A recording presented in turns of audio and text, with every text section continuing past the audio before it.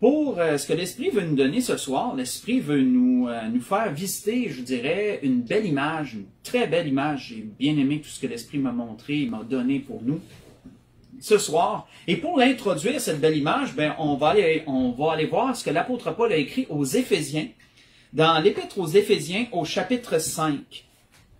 Épître aux Éphésiens au chapitre 5. On va lire à partir du verset 22 jusqu'au verset 33. Épître aux Éphésiens, chapitre 5, débutant au verset 22 jusqu'au verset 33. Où l'apôtre Paul dit « Femmes, que chacune soit soumise à son mari, comme au Seigneur. Car le mari est le chef de la femme, comme Christ est le chef de l'Église, qui est son corps, et dont il est le sauveur. De même que l'Église est soumise à Christ, les femmes aussi doivent l'être à leur mari en toutes choses. Mari, que chacun aime sa femme, comme Christ a aimé l'Église. Il s'est livré lui-même pour elle, afin de la sanctifier par la parole, après l'avoir purifiée par le baptême d'eau, afin de faire paraître devant lui cette Église glorieuse, sans tache, ni ride, ni rien de semblable, mais sainte et irréprochable. C'est ainsi que le mari doit aimer sa femme comme son propre corps. Celui qui aime sa femme s'aime lui-même, car jamais personne n'a haï sa propre chair, mais il la nourrit et en prend soin, comme Christ le fait pour l'Église. Parce que nous sommes membres de son corps. C'est pourquoi l'homme quittera son père et sa mère et s'attachera à sa femme, et les deux deviendront une seule chair. Ce mystère est grand. Je dis cela par rapport à Christ et à l'Église. Du reste, que chacun de vous aime sa femme comme lui-même, et que la femme respecte son mari. On va arrêter ici. Donc, on voit ici, frères et sœurs, que ce que l'apôtre Paul nous explique, l'image qu'il nous dresse, c'est l'image d'une relation. L'apôtre Paul prend ici la relation qu'il doit y avoir entre un homme et une femme. Plus précisément, entre un mari et une épouse, entre un mari et sa femme. Et on voit qu'il prend cette image, il nous dresse cette image, comment l'un doit agir envers l'autre, etc., et qu'il la superpose à Christ. Il fait un parallèle avec cette image-là, à Christ et à l'Église, nous dépeignant une relation amoureuse, une relation profonde entre le Seigneur Jésus et son Église. On voit que l'apôtre Paul avait aussi utilisé cette image-là ailleurs. Les Éphésiens n'étaient pas les premiers à recevoir cette image de l'apôtre Paul. On voit qu'il l'avait également dit aux Corinthiens en leur disant ceci, « Car je suis jaloux de vous, disait-il, d'une jalousie de Dieu. Parce que je vous ai fiancé à un seul époux pour vous présenter à Christ comme une vierge pure. » Vous voyez ça dans 2 Corinthiens 11, le verset 2. Donc, où l'apôtre Paul, encore là, apportait un peu la même image, donnait un peu le même parallèle, se proposant lui-même, se proposant comme étant quelqu'un qui avait présenté une femme, une fiancée à son époux, l'Église, autrement dit les Corinthiens, de là, à Christ. Et vous savez, quand on regarde, selon la parole, la grandeur de cette belle image que l'apôtre Paul a dressée, nous pouvons, et si nous l'explorons et nous allons l'explorer plus profondément, dans toutes ces étapes ce soir, abrégées bien sûr, parce que c'est assez complexe, par l'Esprit, et nous verrons à quel point cette image est représentative de comment le Seigneur agit envers son Église. C'est vraiment une belle image, une image profonde, et ça nous permet de comprendre et de capter avec plus de profondeur la grandeur de la relation entre le Seigneur et l'Église, et la grandeur de ce que chacun se doive, etc., etc. Tournons premièrement, entreprenons cette image et tournons dans Matthieu 22. Dans Matthieu 22. Matthieu chapitre 22, on va lire le verset 1 et le verset 2.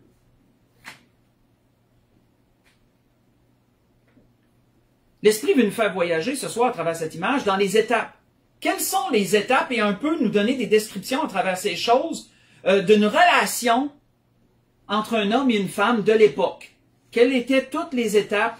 Et nous allons voir à quel point Christ et l'Église, les parallèles sont pareils. Les parallèles sont pareils. Dans Matthieu chapitre 22, si on lit le verset 1 et 2, c'est la parabole que le Seigneur a amenée à propos du festin. À propos du festin des noces. Et on voit que Jésus, prenant la parole, est-il dit, leur parla de nouveau en parabole. Et il dit, le royaume des cieux est semblable à un roi qui fit des noces pour son fils. Arrêtons là. Juste ça. On a juste besoin de ça pour le moment, dans cette parabole-ci. Pourquoi? Parce qu'à l'époque, frères et sœurs, c'était généralement le père qui décidait, premièrement, que son fils était prêt à se marier, et que, deuxièmement, c'était le père qui décidait à qui il allait se marier. Autrement dit, généralement, le père choisissait la future épouse, la fiancée, qui serait éventuellement la fiancée. C'était le père qui choisissait cela. Il décidait de tout, le père, en général. Le quand et le qui. Des exemples, et je vais vous donner plusieurs exemples pour que pendant la semaine, si vous voulez agrandir la recherche, pour aller lire ces parallèles, ces choses-là, et faire des parallèles. Un exemple dans la Genèse 24, pas besoin d'y tourner, Abraham, comment qu'Abraham a envoyé un jour son serviteur pour choisir une femme pour son fils Isaac. Vous voyez ça, lisez le Genèse 24 en entier, et vous allez voir comment tout cela s'est déroulé. Si vous voulez voir un autre exemple plus court, dans la Genèse 38, verset 6, ça nous parle de Judas, comment qu'il a choisi une femme pour son fils Er, qui se dit Er. Vous voyez ça dans la Genèse 38, verset 6. Même chose qu'Abraham. Judas a jugé que son fils était en âge et prêt à se marier, et il a choisi une femme pour son fils Er, qui nous est dit dans la Genèse 38, verset 6. Et à partir du temps que une personne était choisie, qu'une fille était trouvée, qu'il y avait eu des accords, comme nous le verrons plus loin, le rôle du fiancé, le rôle de l'homme, était de se consacrer en entier à préparer le domicile, à préparer la venue de son épouse. C'était son mandat. À partir du temps qu'il se fiançait, là, c'était vraiment ce à quoi il se consacrait en entier. Par son travail, par tout ce qu'il ferait, était dans le but de préparer une place, de préparer un endroit, un domicile, de se faire un nid douillet, qu'on pourrait dire, pour accueillir sa fiancée, qu'elle devienne son épouse officielle et qu'ainsi ils aient une famille. C'était vraiment la principale, c'est vraiment la chose principale à partir de ce temps-là, à partir que les fiançailles étaient conclues. Ça, on le voit, entre autres, dans la Genèse 30, on peut en avoir un exemple à propos de Jacob et de Laban. Dans la Genèse 30, si vous lisez du verset 25 au verset 43, comment que les choses se sont faites un peu dans un autre ordre par rapport à Jacob, mais qu'après avoir travaillé pour ses femmes, mais pour ça au début, mais en tout cas vous connaissez son histoire, ensuite il avait dit à son beau-père Laban, maintenant je dois je dois avoir mes propres biens. Autrement dit, là, il est temps que je prenne soin de ma propre famille. Donc, à ce moment-là, il avait conclu une autre entente pour qu'il puisse accumuler des richesses et ainsi avoir un travail et de quoi vivre pour prendre soin de sa famille. Si on revient à ce que l'apôtre Paul, et on va faire un ou deux retours sur ce que l'apôtre Paul a dit aux Éphésiens pour nous aider à un peu comprendre des points que l'apôtre Paul apportait. Quand on revient à ce que l'apôtre Paul avait dit aux Éphésiens, vous n'êtes pas obligé d'y retourner, mais dans les Éphésiens 5, verset 25, on voit qu'il est dit, Marie, que chacun aime sa femme comme Christ a aimé l'Église et s'est livré lui-même pour elle. Comment que le Seigneur, on peut voir à travers ce que le Seigneur a dit, frères et sœurs, comment que, en tant qu'époux qu'il est, le Seigneur a d'ores et déjà commencé à se consacrer à son futur rôle d'époux. Si on tourne dans Jean chapitre 14, dans Jean chapitre 14, et vous allez vous y reconnaître, et vous allez pouvoir voir un parallèle avec ça, avec ce que le Seigneur a dit. Parallèle pas juste dans un sens général, mais dans un sens beaucoup plus profond, dans un sens plus intime, comme l'Esprit nous le dresse ce soir dans Jean 14, versets 1 à 3. On y voit premièrement quoi? Le Seigneur disait, « Que votre cœur ne se trouble point, croyez en Dieu et croyez en moi. Il y a plusieurs demeures dans la maison de mon Père. Si cela n'était pas, je vous l'aurais dit, je vais vous préparer une place. » C'était ça, frères et sœurs, que le futur époux faisait pour sa fiancée. Dès que les fiançailles étaient conclues, que l'alliance était scellée, il préparait une place. Et c'est ce que le Seigneur a dit qu'il ferait pour son Église. Le Seigneur disait déjà, « Je m'en vais vous préparer une place. Et lorsque je m'en serai allé et que je vous aurai préparé une place, je reviendrai, je vous prendrai avec moi, afin que là où je suis, vous y soyez aussi. » Parce que lorsque le fiancé avait terminé de préparer ce nid douillet, de préparer ce domicile, de préparer cet endroit, il pouvait,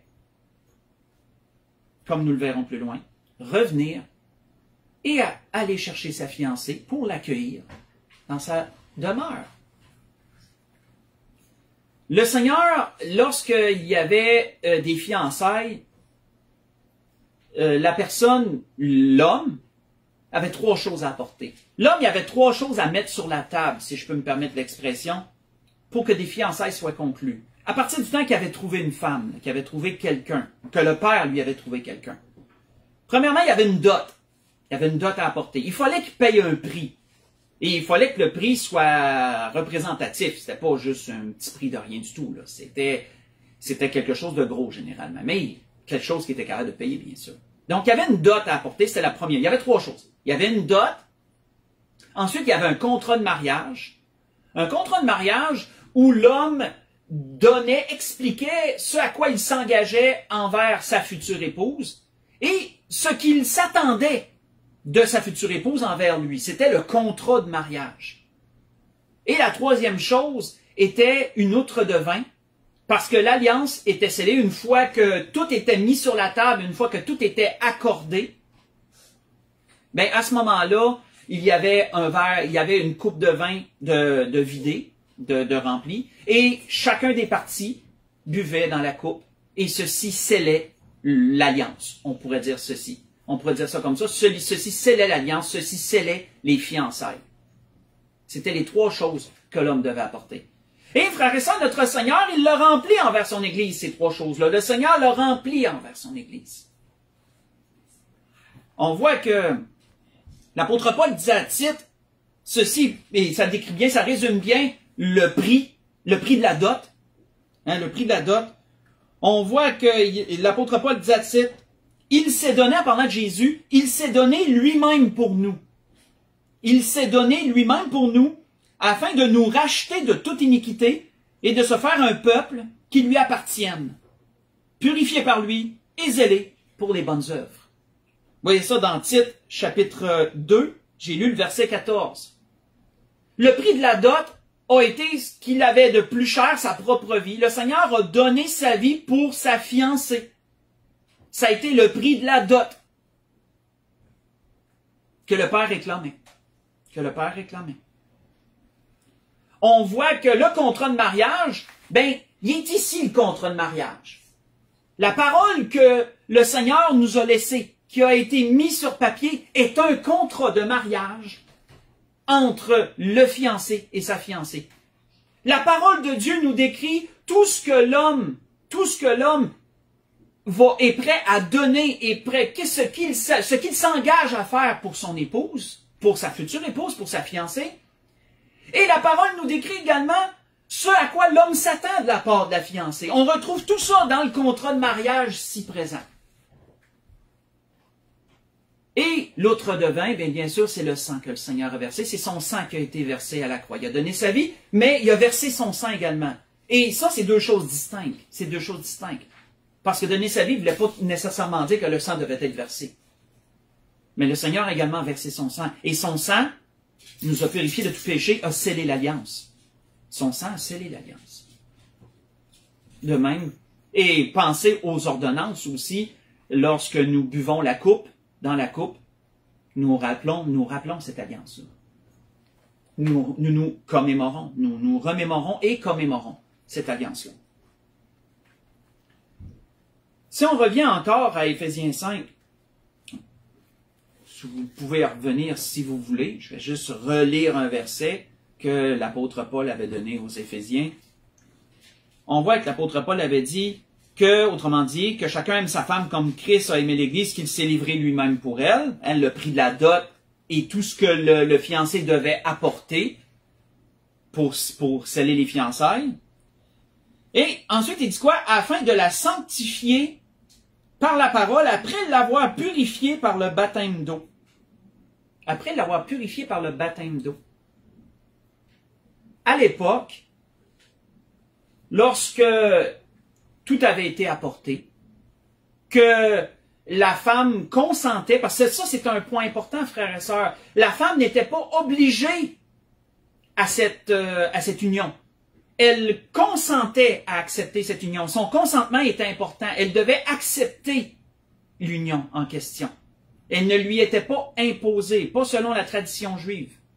En de rares occasions. Le seul temps qu'elle y était imposée, c'était lorsque la fille était mineure.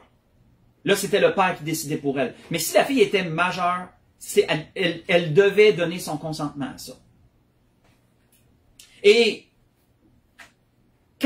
lorsque tout était correct, que la dot était acceptée, que le contrat de mariage était validé, que la coupe de vin avait été consommée pour sceller tout cela, la fille, maintenant devenue fiancée, devait passer par un bain de purification. Le mot grec, bien sûr, le mot juif m'échappe, mikveh ou quelque chose comme ça, j'ai pas le nom exact, mais c'était symbolique.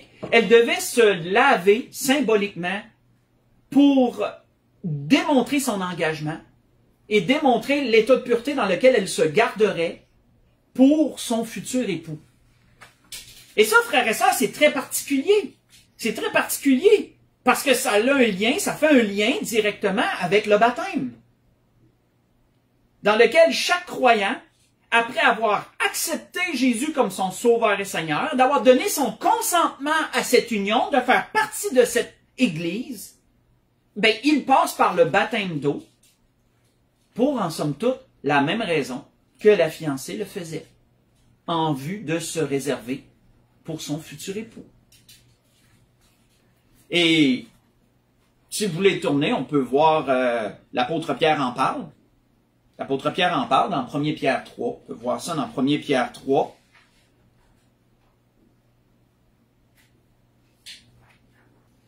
Si on lit à partir du verset 21, si on lit le verset 21, on fait une compte, verset 21, verset 22. Pierre faisait une référence à l'eau du déluge, mais sur cette même eau, il dit quoi? Il dit cette eau, dit-il, 1 Pierre 3, verset 21, il dit cette eau était une figure du baptême, qui n'est pas la purification des souillures du corps, autrement dit, qui n'est pas pour se laver parce que tu as une tache à la peau et tu veux la faire partir, mais l'engagement d'une bonne conscience envers Dieu. Et qui maintenant vous sauve, vous aussi, par la résurrection de Jésus-Christ. Il est à la droite de Dieu depuis qu'il est allé au ciel, et que les anges et les autorités et les puissances lui ont été soumises. Le baptême est l'engagement d'une bonne conscience envers Dieu. Chaque personne qui entre dans les eaux du baptême laisse son ancienne nature dans les eaux, ressort en nouveauté de vie et démontre qu'il mènera une vie différente, une vie consacrée, une vie réservée au Seigneur. Et c'était la même chose, frères et sœurs, pour la fiancée, qu'elle devait passer par ce bain purificatoire pour démontrer son engagement et dans l'état de pureté dans lequel elle se réservait pour son futur époux. Donc, comme vous voyez, ça nous permet de faire des parallèles intéressants, ça. On voit que l'apôtre Paul disait également aux Éphésiens, ce qu'on a lu tantôt, il disait également ceci, pour faire paraître devant lui cette Église glorieuse, sans tache, ni ride, ni rien de semblable, mais sainte et irréprochable, disait-il au verset 27. on voit que ce que l'apôtre Paul décrivait ici était cette période d'attente. Comment que la fiancée, dans cette période d'attente, allait prendre soin d'elle-même jusqu'à ce que son futur époux, son fiancé, ait complété la préparation et qu'il revienne la prendre pour l'amener avec lui. C'était ce temps-là où elle allait prendre soin d'elle-même. Et là, c'est sûr que dépendant de la classe sociale de l'époque, si c'était une femme modeste, de modeste famille, ben la préparation serait pas aussi méticuleuse qu'une femme de haut rang, comme une future reine, admettons, qui là, la préparation allait être beaucoup plus poussée, je dirais. Mais c'était une préparation pendant ce temps-là. On peut voir que le Seigneur, on voit l'apôtre Paul, excusez-moi, parlait de taches, il parlait de rides.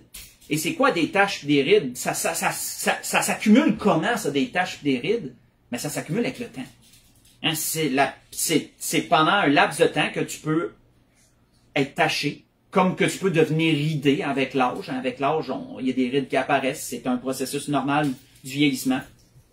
Mais l'apôtre Paul démontrait à travers cela comment que la fiancée allait prendre soin d'elle de la meilleure façon qu'elle pouvait afin qu'il y ait un minimum d'apparence d'usure de temps. Autrement dit, c'est peut-être mal dit, là, mais quelle est la plus belle allure, la plus belle façade possible, la plus belle parure possible pour son futur fiancé. Et moi, un parallèle que j'ai trouvé intéressant lorsque l'Esprit me montrait ces choses en frais de préparation, c'est pour un roi païen qu'on peut le voir, mais la reine Esther, hein, la future reine Esther, quand elle se préparait, quand elle a été sélectionnée parmi les femmes pour à être présentée devant le roi Assuérus, et quelle était, je ne sais pas si vous vous souvenez quelle était la préparation qu'elle devait faire, mais c'était quelque chose. Je vais juste vous lire un verset un peu pour vous le remémorer. On voit qu'il nous est dit à propos d'Esther que comme chaque jeune fille allait à son tour vers le roi Assuérus, après avoir employé 12 mois, 1 an, et généralement c'était la période d'attente, c'était généralement 1 an, pas juste pour Esther et le roi Assuérus, mais en général, la période de fiançailles durait environ 1 an, en général, je dis bien, dans la majeure partie des cas, selon la tradition juive. Parfois ça pouvait être plus long, parfois ça pouvait être moins long, mais généralement c'était ça. Le temps pouvait être décidé entre les deux parties, entre les deux parents. Autrement dit, ils pouvaient décider d'un laps de temps, mais généralement, c'était 1 an, c'était comme un peu ce qui était la base, on pourrait dire comme ça, ce qui était la coutume. Hein, il est dit, chaque jeune fille allait à son tour vers le roi après avoir employé 12 mois à s'acquitter de ce qui est prescrit aux femmes. Pendant ce temps de préparation, elles prenaient soin de leur toilette, 6 mois avec de l'huile de myrrhe et 6 mois avec des aromates et des parfums en usage parmi les femmes. Vous voyez ça dans Esther 2, verset 12. Ça nous démontre une préparation très poussée. Mais c'est parce que cette femme n'allait pas rencontrer n'importe qui. C'était pas à n'importe qui qu'elle allait être mariée éventuellement, c'était à un roi. Et donc, d'autant plus le parallèle est grand, frères et sœurs, pour l'Église, parce que l'Église ne sera pas mariée à n'importe qui. Elle sera mariée au roi des rois, au Seigneur des seigneurs. Donc, autant la préparation doit être aussi méticuleuse.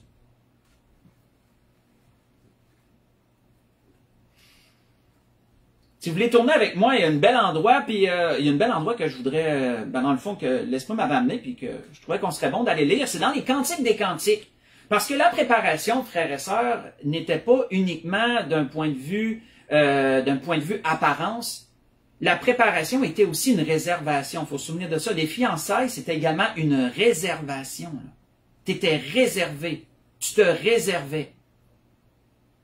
Plus aucun autre homme, là, tu te réservais pour ton futur époux.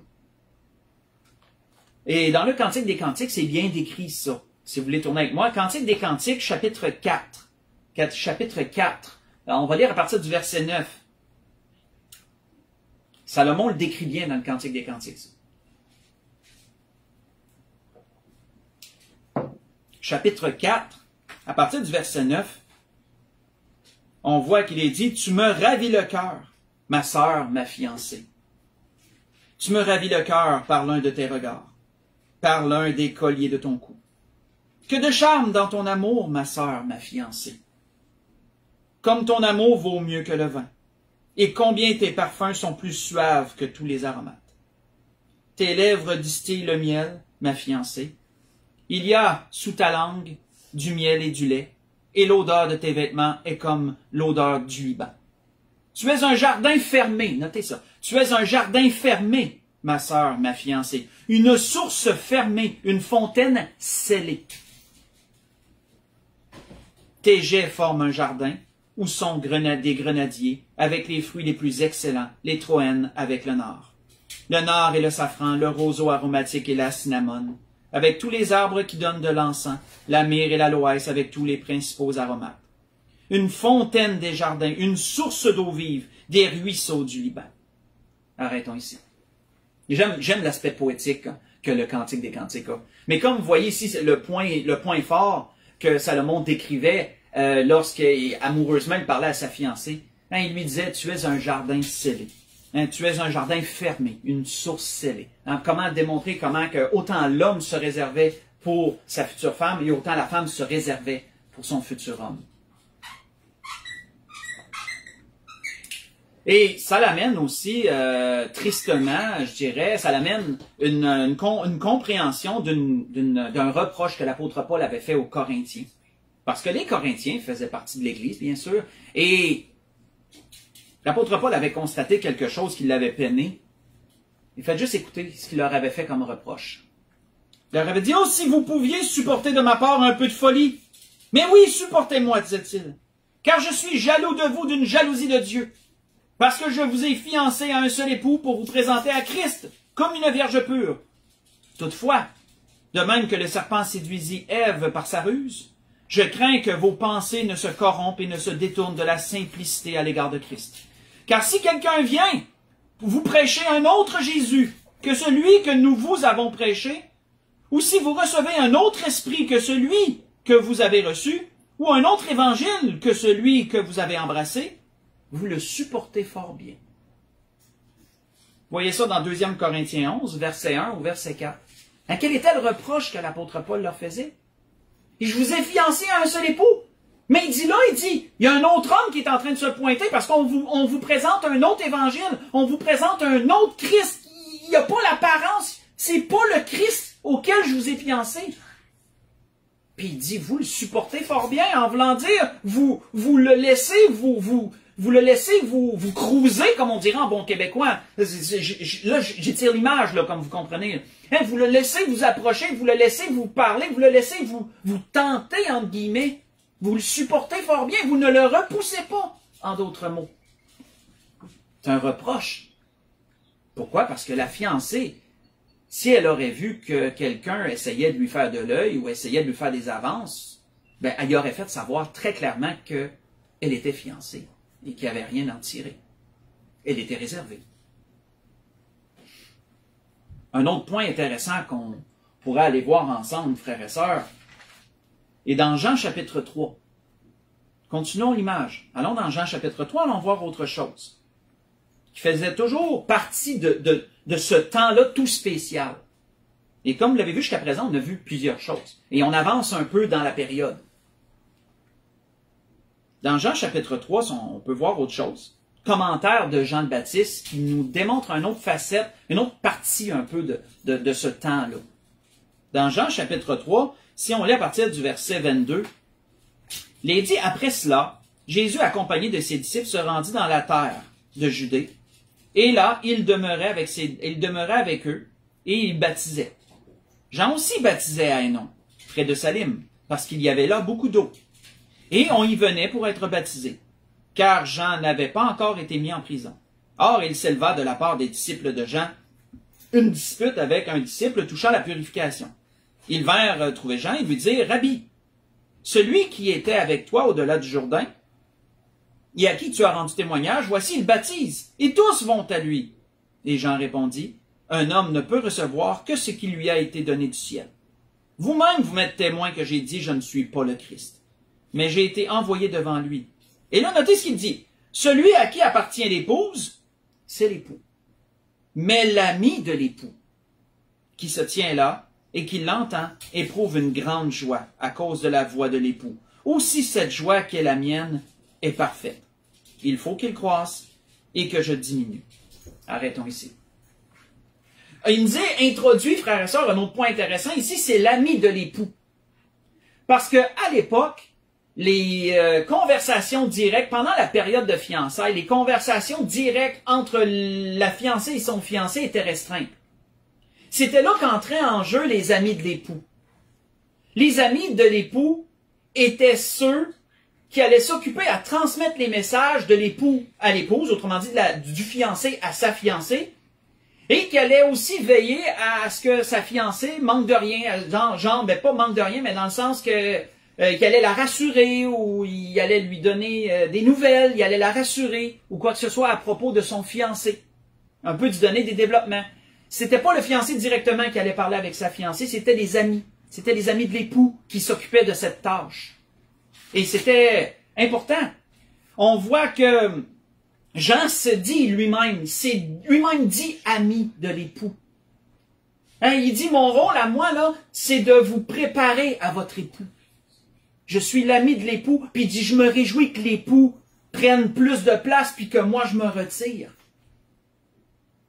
On voit que, si vous voulez le lire pendant la semaine, dans Matthieu 9, verset 15, les apôtres ont été aussi appelés par Jésus, les amis de l'époux. Vous voyez ça dans Matthieu 9, verset 15, si vous allez le lire pendant la semaine. Et frères et sœurs, par extension, comme l'apôtre Paul aussi a fait le commentaire aux Corinthiens en disant « Je vous ai fiancé à un époux », nous pouvons voir, frères et sœurs, que les pasteurs, que les évangélistes, que les missionnaires, ceux que Dieu a mandatés pour prendre soin de l'Église en attendant qu'ils viennent la chercher, sont considérés un peu comme des amis de l'époux, eux aussi, et ils s'occupent de livrer le message du fiancé à sa fiancée.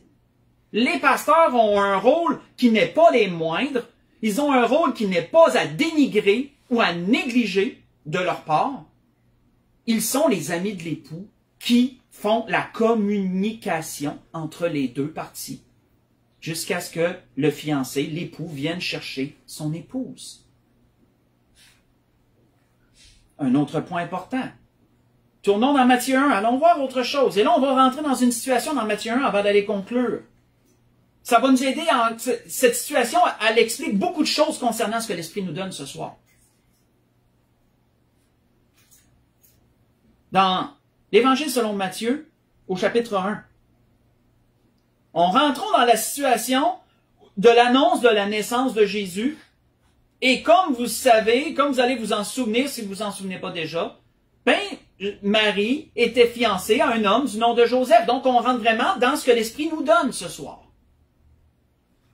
Si on lit à partir du verset 18 de Matthieu, chapitre 1, on va voir encore autre chose par rapport à cette belle image que l'Esprit nous donne ce soir. On voit qu'il est dit, voici de quelle manière arriva la naissance de Jésus-Christ.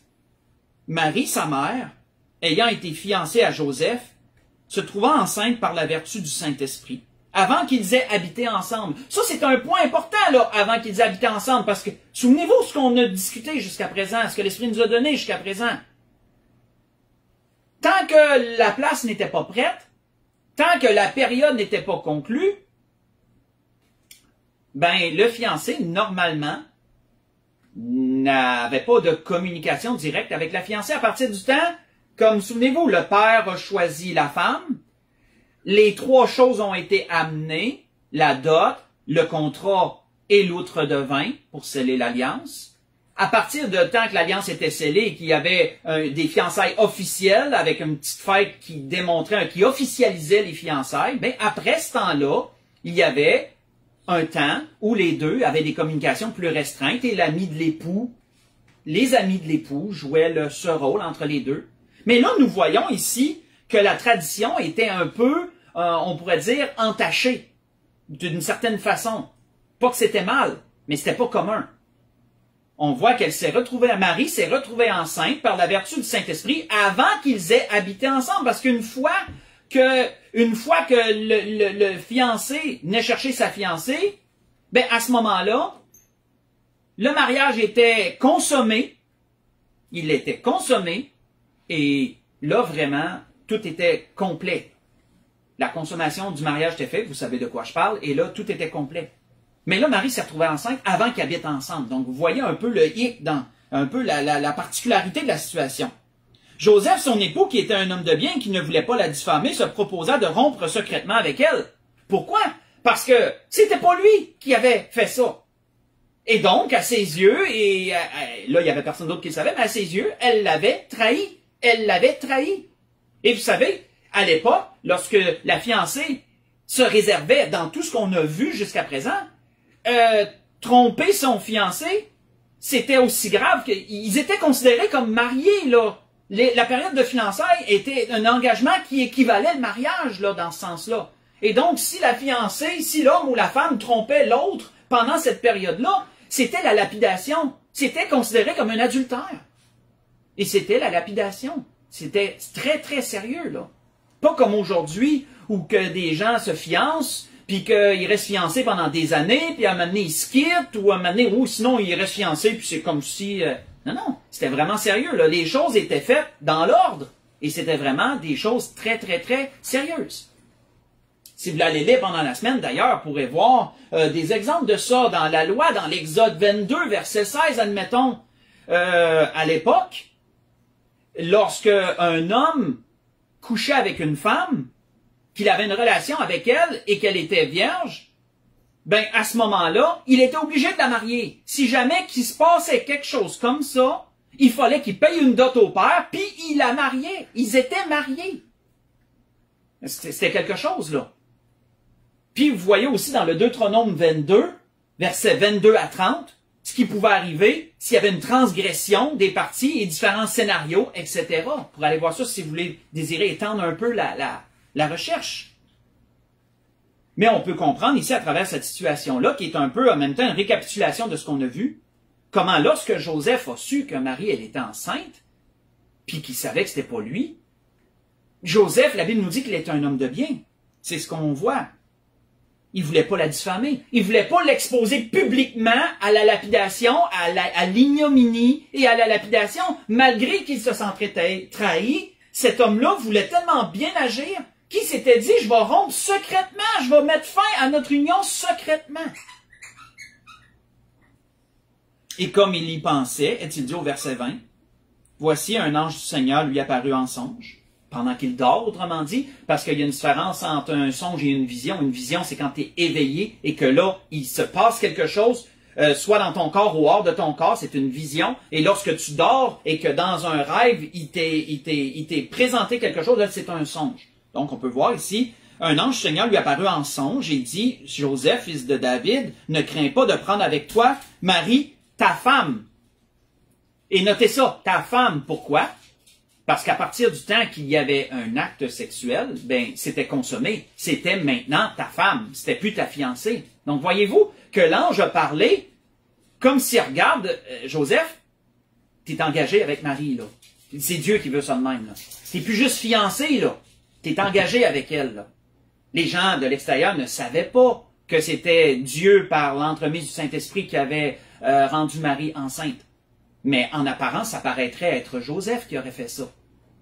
Et l'ange parlait clairement. On passe par-dessus ça, nous, on voit peut-être pas le lien, mais là, on le voit, là. N'aie pas crainte de prendre ta femme. Donc, là, voyez-vous, l'engagement, aux yeux du monde, ils étaient engagés. Mais là, l'ange lui expliquait que, inquiète pas, t'as pas trompé. On voit ici, car l'enfant qu'elle a conçu vient du Saint-Esprit. Elle enfantera un fils et tu lui donneras le nom de Jésus. C'est lui qui sauvera son peuple de ses péchés. Et tout cela arriva afin que s'accomplisse ce que le Seigneur avait annoncé par le prophète. Voici la Vierge sera enceinte. Elle enfantera un fils et tu lui donneras le nom d'Emmanuel, ce qui signifie Dieu avec nous. Et Joseph s'étant réveillé, fit ce que l'ange du Seigneur lui avait ordonné. Et il prit sa femme, voyez-vous, c'est répété, pas sa fiancée, c'est répété, sa femme avec lui. Il a accepté, Joseph était un homme vraiment de bien, il a accepté cette situation-là et a joué le jeu, si on peut s'exprimer comme ça, il a joué le jeu, autrement dit, devant tout le monde, ben c'était lui qui avait couché avec Marie avant qu'ils restent ensemble. Donc ça a sûrement été mal vu, ça a sûrement été mal vu parce que c'était pas selon la tradition, ça. Et il a joué le rôle de père pour le Seigneur, comme si c'était lui qui l'avait engendré. Mais il ne la connut point, verset 25, il ne la connut point jusqu'à ce qu'elle ait enfanté un fils auquel il donna le nom de Jésus. Et on voit que cet homme-là avait tellement de respect pour Dieu et pour sa femme qu'il n'a eu aucun acte sexuel avec elle un an plus tard, un an, le temps qu'un naisse, 9 mois et quelques, on va dire 9 mois, là, en tout cas, on ne peut pas dire de temps, mais vous comprenez ce que je veux dire, là, je ne veux pas me mélanger à mes pinceaux, mais vous comprenez ce que je veux dire. Autrement dit, le temps que Marie a accouché, a donné naissance au Seigneur et son temps de purification par la suite, comme il était prescrit par la loi, etc., etc. Et après ça, Joseph a eu ses premières relations sexuelles avec sa femme. Donc, c'est très particulier, très, très particulier. Mais ça nous démontre un peu, ça nous ramène un peu dans tout ce que l'Esprit nous a démontré, et ça nous amène aussi un petit surplus par rapport à ça. Si vous voulez faire des recherches pendant la semaine, pour aller voir, dans la Genèse 24, j'avais parlé de la Genèse 24, oui, comment que Abraham a choisi, mettons, par son serviteur, il a choisi Rebecca pour son fils Isaac. Mais on voit que Rebecca, lorsqu'elle est arrivée et que là, Isaac l'a vu, qu'est-ce que la Bible nous dit? Isaac, il l'a amené. Leur période de fiançailles avait initié au moment où le serviteur avait conclu l'alliance avec la famille de Rebecca, qu'une anneau lui avait été passée au doigt. Si mes souvenirs sont exacts, pour aller le revoir ces choses dans la Genèse 24, elle avait reçu des bracelets d'or et tout.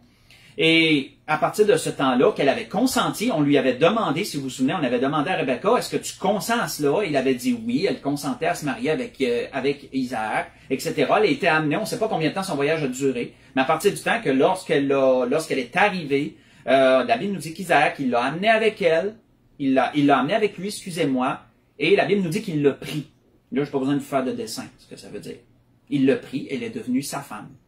Donc, l'alliance, autrement dit, la période de fiançailles a été pendant qu'ils ne se voyaient pas. Eux, ça a été le temps de son voyage. Et la Bible nous dit qu'ensuite, ils ont consommé les fiançailles et c'est devenu sa femme.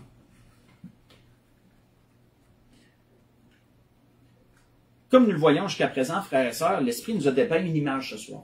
L'Esprit nous a dépeint une image ce soir, mais c'est pas fini. On va aller à une conclusion par rapport à ça. Et l'image part du début jusqu'à la fin. L'image nous dépeint cette belle relation que Dieu avait prévu entre un homme et une femme, que Dieu a toujours prévu d'ailleurs encore entre un homme et une femme. Et vous savez, c'est triste comment aujourd'hui, la beauté de ce que Dieu a mis en place, elle est bafouée par le monde, elle est bafouée, elle est salie par le monde, elle est traînée dans la boue par le monde. Juste un cue, si je peux m'exprimer comme ça, que je voudrais donner aux gens, puis pourrez faire vos recherches vous-même. Avez-vous déjà essayé de trouver le mot impudicité dans l'Ancien Testament? Vous pouvez vous essayer. Vous ne le trouverez pas. En tout cas, si vous le trouvez, faites-moi le savoir. Parce que dans l'Ancien Testament, selon la loi de Moïse, il ne pouvait pas avoir d'impudicité possible. Parce que dès qu'un homme couchait avec une femme, si elle était vierge, ben, il est obligé de la marier. Ça. Tu consommes, t'achètes. Excusez de le réduire à ça, mais c'était ça. Donc, il n'y avait pas d'impudicité possible. Mais à partir du temps que c'est les païens qui étaient en contrôle, le mot impudicité est apparu. Dans le Nouveau Testament, le mot impudicité est apparu. Le mot impudicité, qui comprend principalement le péché de la chair avant le mariage, l'acte sexuel avant mariage. Mais c'est une recherche intéressante à faire, ça. Mais ça nous démontre comment anciennement c'était pas pareil. Parce qu'anciennement, l'acte sexuel scellait l'union. Imaginez-vous aujourd'hui comment que le monde serait marié de foi. C'est inimaginable. C'est inimaginable à quel point ce n'est pas ce qui se passe dans le monde n'est pas ce que Dieu a prévu au départ. Et on a vu toutes ces choses. Si je reviens un peu à ce qu'on a vu par l'Esprit, on a vu toutes les choses qu'on a vues. Comment le père choisissait la fiancée, on a vu comment la dot et les choses qui devaient être présentées, comment les fiançailles étaient scellées. Et ensuite, pendant la période de fiançailles, on a vu le rôle que l'homme jouait dans sa préparation. On a vu le rôle que la femme jouait de son côté dans cet état de préparation pour elle-même et de réservation aussi en vue de son futur époux. On a vu les amis de l'époux, en comment qu'eux jouaient un rôle entre les deux, puis les aidaient à communiquer ensemble et rassuraient la femme en même temps, lui donner des nouvelles, etc. Et certainement qu'ils donnaient des nouvelles à l'époux aussi. Mais en l'occurrence, avec Christ, on sait que les pasteurs n'ont pas besoin de donner une nouvelle à Christ à propos de son Église. Comprenez que c'est plus l'inverse. C'est Christ qui donne des nouvelles à son Église par le biais des pasteurs, qui sont des amis de l'époux dans ce sens, dans le rôle que Dieu leur a donné. Et on a pu voir aussi la période de fiançailles, comment que c'était important pendant cette période-là, à quoi ça consistait et tout. Mais concluons ce que l'Esprit a voulu nous donner ce soir et tournons dans l'Apocalypse. Et probablement, vous savez où qu'on s'en va, mais c'est le plus bel endroit pour conclure. Ça reste là en rapport avec ce sujet-là. C'est dans l'Apocalypse chapitre 19. Dans l'Apocalypse chapitre 19.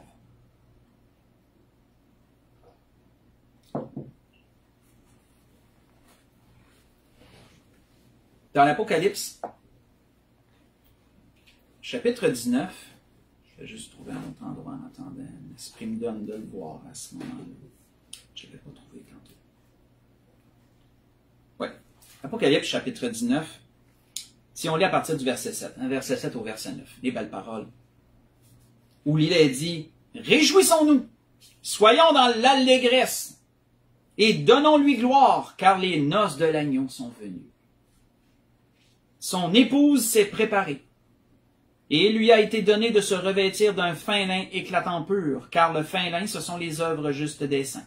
Et l'ange me dit, écrit, heureux ceux qui sont appelés au festin des noces de l'agneau. Puis il me dit, ces paroles sont les véritables paroles de Dieu. Arrêtons ici. Savez-vous ce qui était particulier, frères et sœurs?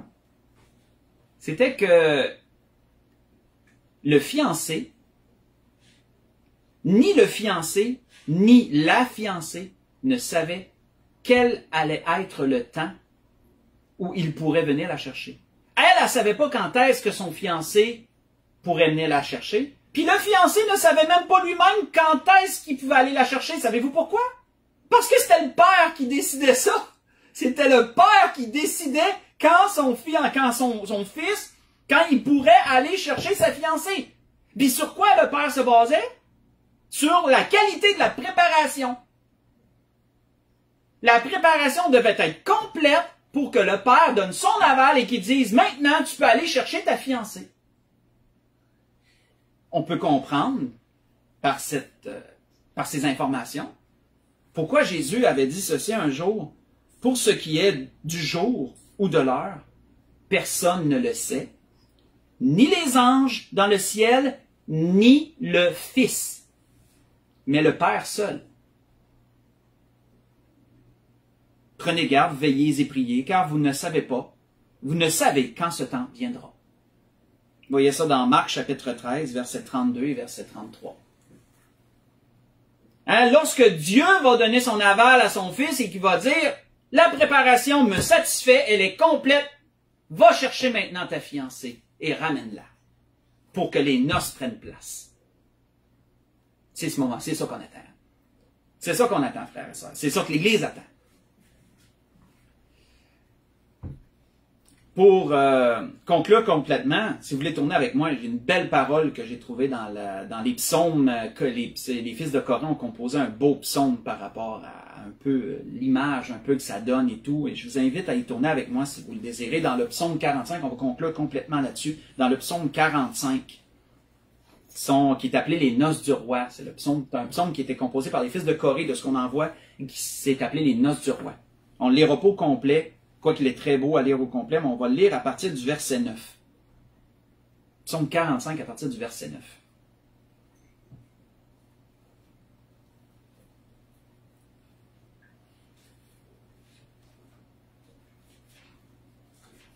Il est dit, la myrrhe, l'aloès et la casse parfument tous tes vêtements. Dans les palais d'ivoire, les instruments à cordes te réjouissent. Des filles de rois sont parmi tes bien-aimés. La reine est à ta droite. Parée d'or d'Ophir. Écoute, ma fille, vois et prête l'oreille. Oublie ton peuple et la maison de ton père. Le roi porte ses désirs sur ta beauté. Puisqu'il est ton Seigneur, rends-lui tes hommages. Et avec des présents, la fille de Tyr. Les plus riches du peuple rechercheront ta faveur. Toute resplendissante est la fille du roi dans l'intérieur du palais. Elle porte un vêtement tissé d'or. Elle est présentée au roi vêtue de ses habits brodés et suivie des jeunes filles, ses compagnes, qui sont amenées auprès de toi. On les introduit au milieu des réjouissances et de l'allégresse, elles entrent dans le palais du roi. Tes enfants prendront la place de tes pères, tu les établiras princes dans tout le pays. Je rappellerai ton nom dans tous les âges, aussi les peuples te loueront-ils éternellement et à jamais. Quel avenir à Dieu, frères et sœurs, pour l'Église. Et quelle belle image que l'apôtre Paul nous a amenée à travers cette relation qu'un homme a avec sa femme et cette période de fiançailles aussi. Et quelle belle relation, quel beau parallèle avec Christ et son Église. C'était ce que l'Esprit voulait nous donner ce soir. Beau sujet de méditation.